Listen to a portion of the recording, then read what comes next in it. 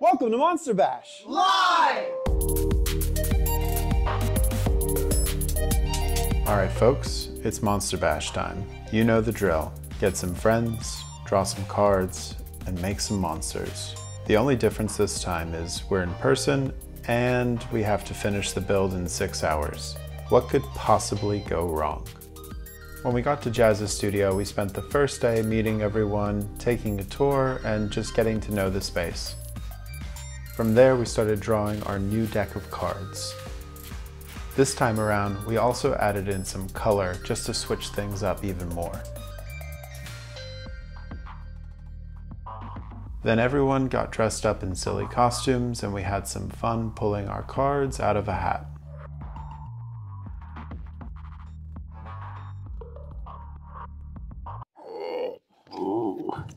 Oh, I have the pimple.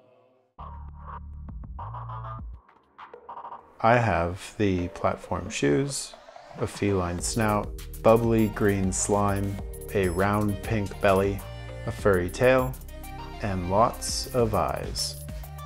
Once everyone had their cards, it was time for us to collect our supplies. I knew that this would be my first Monster Bash where I wouldn't have enough time to sculpt something. So whatever I needed for this build, I had to find or buy.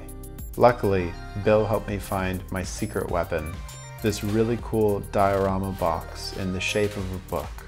With all of our supplies assembled, we all headed home and rested before the chaos that would ensue. 10, 9, 8, 7, 6, 5, 4, 3, 2, 1.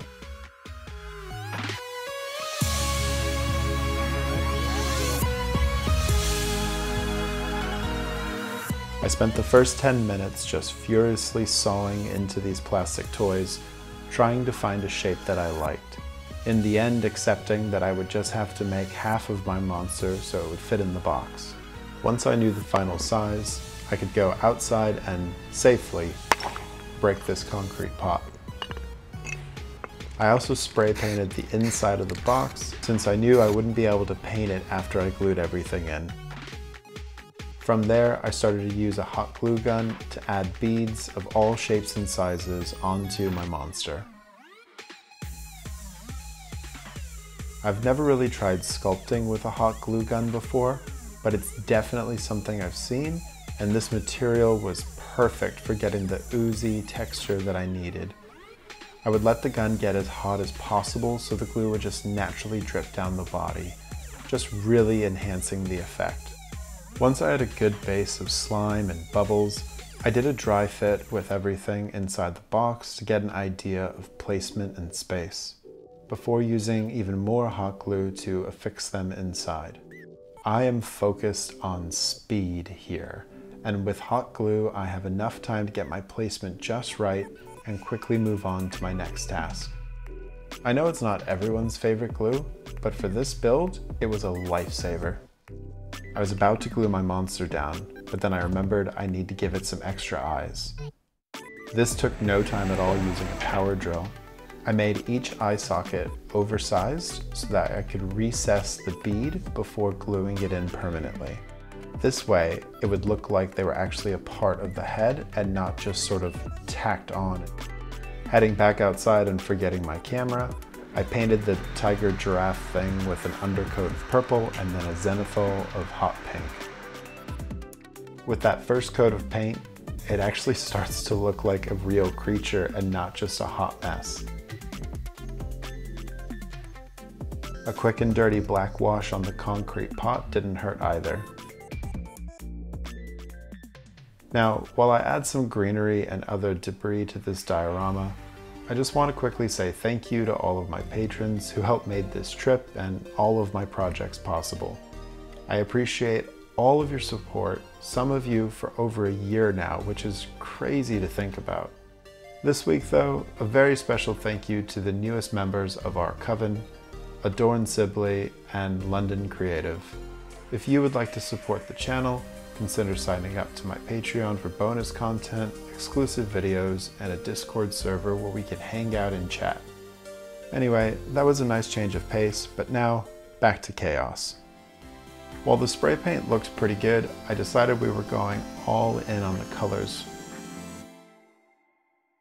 To really contrast with the nature tones behind it, I made the pinks even more fluorescent, and I will paint the eyes a bright yellow with no pupils. Watching this back, I kind of wish I had made the nose and hooves a blue or even a teal instead of black, but I'm still pretty happy with the paint overall. My idea for this creature is that it's almost like a sci-fi displacer beast that, for whatever reason, has found itself in a very normal jungle. It's from a world of code and circuits, and it is not supposed to be here, which is why it's overheating, bubbling up, and melting. While it stalks through the jungle, it keeps glitching in and out of reality, giving it an advantage on any prey it might find. With the monster glued in, all that was left to do was paint the outside of the box and do a couple of passes with an acrylic wash with just mere seconds to spare. Then I could show the others what I had made.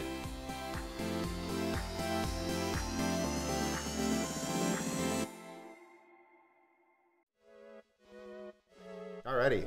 These are my cards. A couple of feline options, a couple of bright colors, all kinds of fun things. And so I made a box. Is that it? Yeah, that's pretty much it. Ha-ha! Cheeky bugger. It's pretty good. I'm pretty happy with it. So we've got just like a bunch of like cheap greenery that I hit with some spray paint, a couple of little fake flowers. I found this cool pot with this face on it, so I took it outside and smashed it and then glued it in there. And there's a bunch of little pigment powders, and then we've got our creepy lion slime monster thing. It's like something from a vaporwave music video showed up in the rainforest. I don't know, but I love it. Yeah. Woo! Wonderful. If you had told me a year ago that I could finish a diorama in 6 hours, I wouldn't have believed you. But when you've got friends like mine, it truly feels like anything is possible. So with that, another chapter of Monster Bash comes to a close. Hey, so this was a lot of fun. I don't usually get to hang out with this many people making cool things, but if you haven't already, you should go watch all their videos because look at their stuff. It's so cool. Anyway, until the next time, we'll see you around. Bye! Bye.